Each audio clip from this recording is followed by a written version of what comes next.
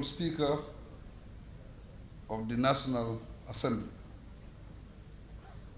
my Lord, the Honorable Chief Justice, Justices of the Superior Courts, the Honorable Attorney General and Minister of Justice, Honorable Cabinet Ministers, President and members of the Gambia Bar Association, members of the Diplomatic and Consular Corps, members of the Legal Fraternity, chiefs and governors, the Legal Year Committee, distinguished ladies and gentlemen, and a short statement.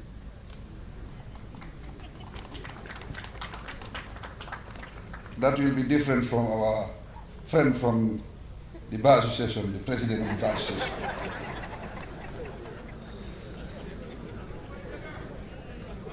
He raised concerns that Gambia needs a new constitution. I want to assure him and the people gathered here and the entire Gambian people that will provide them with a new constitution. It will be a new constitution,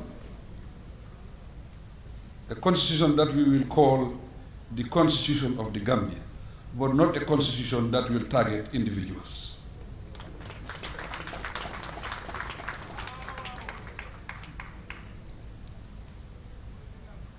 The centrality of justice in a democracy makes the annual celebration of the legal year particularly significant for the Gambia. The occasion gives us the opportunity to review our performance within the legal sector and look ahead to plan better and work harder to address our shortcomings and reinforce our strengths. For this purpose, I will briefly make specific references to exemplify our commitment to justice and the law. Over the years, my government took gains, strives to uphold good governance, democracy, and the rule of law, especially with regard to separation of powers between the three organs of government. In doing so, we have accomplished a lot towards the establishment of justice and the provision of legal services through the Ministry of Justice. Especially, my government considers the white paper on the findings of the Truth, Reconciliation and Reparation Commission, TRRC, as a major part of our national transitional justice process, and we hold ourselves duty-bound to implementing it in a transparent manner.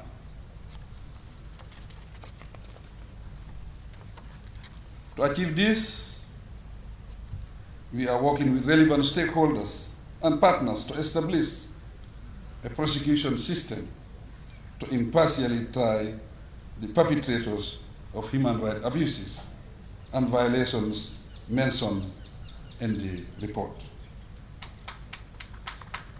The white paper also contains the government's express decision to set up a special prosecution office mandated to investigate and prosecute accused persons within its terms of reference.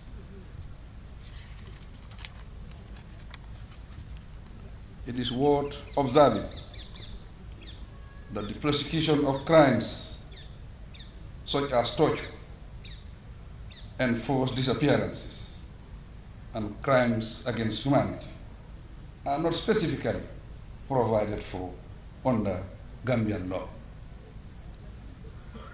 To deliver justice, therefore, we propose to develop a special judicial framework and create a hybrid court to try perpetrators whose offenses amount to international crimes.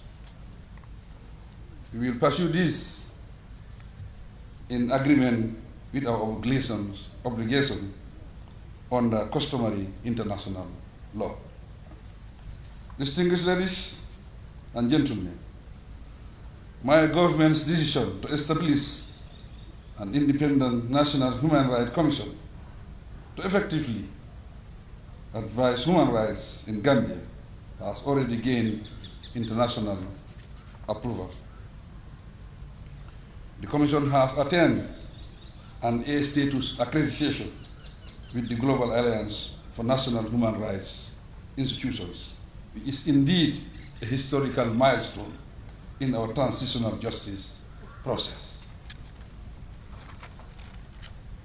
At home, in observance of best international human rights standards, the government has stepped up engagements to respect, protect, and promote the fundamental human rights of people, with specific focus on women, children, and marginalized groups. Through the Ministry of Justice, cases of sexual and gender-based violence are diligently prosecuted to discharge justice for the victims. Likewise, to reduce crime and violence, thorough investigations and proper procedures proceed the prosecution of all suspects brought before the law. Distinguished ladies and gentlemen, the Access to Information Act raises the prospects for greater transparency and accountability. The government has facilitated the training of record officers from different ministries for them to execute their mandates as required within the provisions of the Act. My government understands the implications of misinformation and false news fed to the public, and we have full respect for the freedom of expression and association under international law. As such, we should all take responsibility to willingly implement the Act and safeguard our democratic institutions. This is essential for sustained peace, order, and national stability. To guarantee the separation of powers between the three main organs of the government, particularly the independence of the judiciary. My government does not interfere with the administration of justice. In fact, we have consistently supported the appointment of independent and impartial judges to preside over cases based on the law. I am pleased to state that to address the welfare of the sector personnel, Cabinet recently approved the long-awaited Judicial Officers Remuneration and Other Emoluments Bill. Hopefully, this will present it to the National Assembly soon. It will lead to the first ever legislation to regulate and protect the conditions of service of judicial officers, particularly judges of the superior courts. Also granted Cabinet approval is the Legal Practitioners Amendment Bill. The bill has provisions to guide the General Legal Counsel on free legal services for needy persons, as well as strengthening the regulation of legal practice. To address the backlog of cases in the judiciary and ensure equal access to justice, we now have additional courts that operate within Bundun Law Court Complex. Members of the legal fraternity, distinguished guests, I have reconstituted the Judicial Service Commission, guided by the Constitution and other responsibilities, and among other responsibilities, it is to advise the President on the appointment of judges and make recommendations on way forward of improving the administration and efficiency of the courts. All these are geared towards maintaining the independence of our judicial system. The security services have also made improvements on the execution of their duties, and they are aware of the need to operate under the rule of law. Correspondingly, there are ongoing efforts to guarantee the rights of prisoners and improve prison conditions to ease the rehabilitation and reintegration of inmates into society after imprisonment. The government will pursue this further through partnerships with NGOs and train prisoners on rights issues and essential life skills. The approval of the Gambia Prison Amendment Bill 2023 is another big leap towards better prison management and good governance. Once enacted, the Act will establish the Gambia Prison Services and the Gambia Prison Service Council to regulate the prisons, custody treatment, and prisoners' rights in compliance with our obligations under international law. In the same vein, we have enacted other legislations under the Disabilities Act and the Gambia Public Procurement Authority GPPA Act to effectively fight corruption. The new procurement legislation will complement the anti-corruption law, which is currently before the National Assembly. Distinguished ladies and gentlemen, an objective review of the legal sector will clearly reveal my government's commitment to entrenching democratic values and principles in our governance structures and procedures. Despite all the challenges we have attained, the key objectives set for the sector and have mapped a way forward to strengthening the rule of law in the Gambia.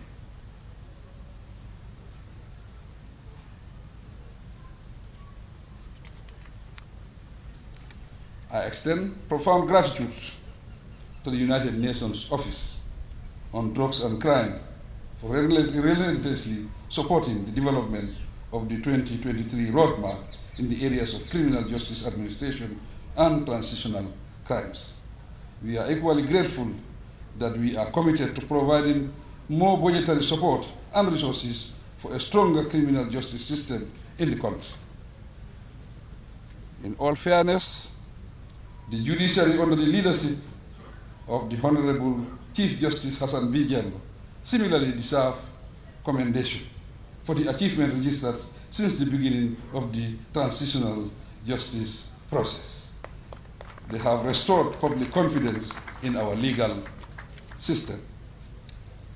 It is obvious that the successes relating to the enforcement of the rule of law, good governance, democracy, and human rights are largely due to the foundation of justice laid by the judiciary and our resolve to develop a better Gambia. As our primary goal is to attain a prosperous and stable democracy, living by the law and committed Gambian citizens in an ethical means of achieving it. I encourage the legal sector personnel to live by the ethics of their profession and deliver in accordance with the Constitution and other laws, as we expect them to interpret and apply them on behalf of the people. While wishing you all a successful year ahead, I now have the honor of declaring the 2023 legal year officially open.